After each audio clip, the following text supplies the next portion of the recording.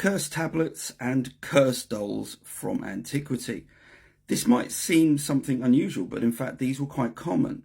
And before you even get to the ancient Greeks, as it were, these were quite commonplace in places such as ancient Egypt, Mesopotamia, within the Hittites. In both instances, the general idea was to place an effect upon an individual, in some cases even an entire nation, to restrict them in some way.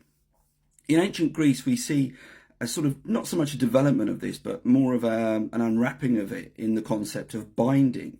So the general idea is that a binding spell in ancient Greece was looking to restrict an individual, place some deliberating effect on a person to stop them doing something. And in fact, this manifests in a couple of really quite unusual arenas, literally.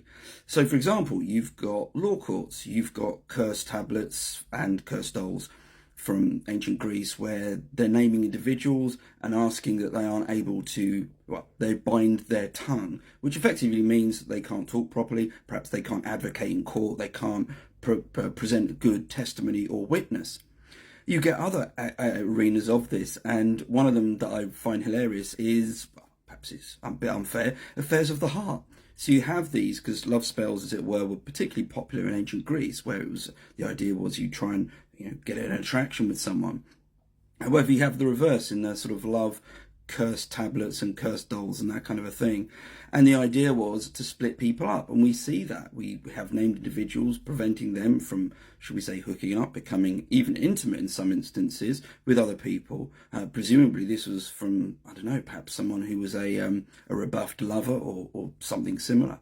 And of course, this spills out into other places. So you've got business as well. So sometimes you get these really quite bizarre ones between different types of traders, sort of different businesses. So tavern owners, perhaps on other tavern owners.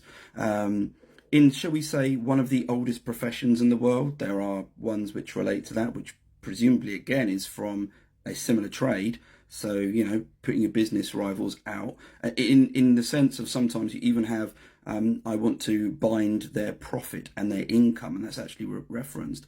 And in these, we often find that the deity who's being invocated to sort of help and assist with all of this is Hermes, which makes sense because Hermes was involved in trade. That's one of his associations. But it wasn't always deities. Sometimes another development was you'd find these cursed tablets in graves, and the idea was that the deceased would somehow help. In particular, the fact that the deceased was the deceased, so they couldn't do anything. So, for example, in one of the love spells, there's a case of, just as you can't do anything, and it's addressed to the corpse, so and so won't be able to get it on, or shall we say, become romantically involved with someone else. So the idea then was linking the sort of inability of the deceased and projecting that out into affairs of the heart. And there's no one final one which I find, this always cracks me up, and this actually relates to performances. So you have actors apparently doing this to other actors. There's an entire curse tablet which relates to the what seems to be the chorus and the performers in a particular play. We don't know which play this is. And then you get pantomimes. So in the Roman period, we find these all over the place. And there's a couple, I think it's from Syria, which relate to pantomimes, that is to say, mimes actors, placing them on other pantomimes. Which, yeah, I suppose, the entertainment industry can be a cutthroat affair. So why wouldn't it go to the extent of curse tablets? And of course, you also even had these affecting horses and chariot drivers. We have horses that are named and chariot drivers that are named on some of these curse tablets. So again, perhaps the idea was you put a bet on, or you were particularly a fierce fan of one type, perhaps one colour, sometimes the blues or the greens you hear, their chariot team, and you didn't want them to win, or you did want them to win. So you place a curse on the other lot. So it's something which you see a huge amount of evidence from within these sort of ancient Greek to Roman period. We can see them as far back as, say, it's contested, but the late 6th century, early 5th century BC, through to sort of AD 300, AD 400. And obviously before then, you've got a substantial number doing different things as well.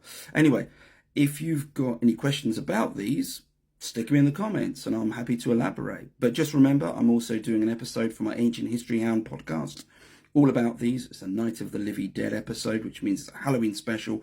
It will be released. I'm working on it at the moment. I'm really sweating trying to make it as good as I can. And that will be out for Halloween of this year. So get subscribing if you haven't already.